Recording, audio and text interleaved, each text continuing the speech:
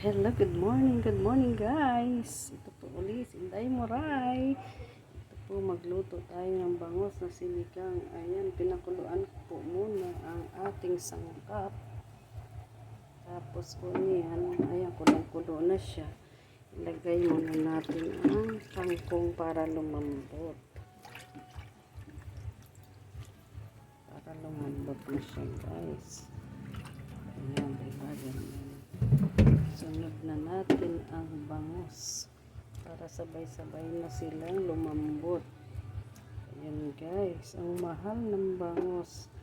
Isang piraso yan, 140 na. Pera pa ang sahog. Grabe ang mahal ng bilihin ngayon mga guys. 200 ang budget, isang ulam lang. Pero kumo kaming dalawa lang, aabot na ito sa amin ang maghapon. Ayun guys, takpan muna natin para lumambot ang ating sinigang na bangus.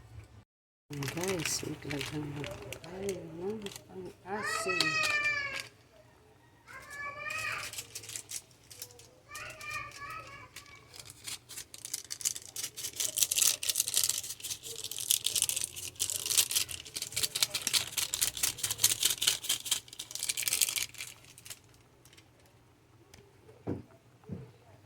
Guys, ito na ang ating sinigang na bangus.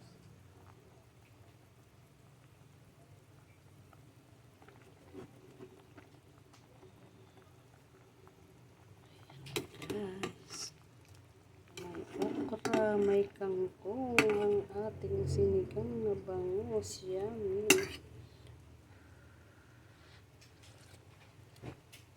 Tamang-tama lang ang asin. Sarap mga guys.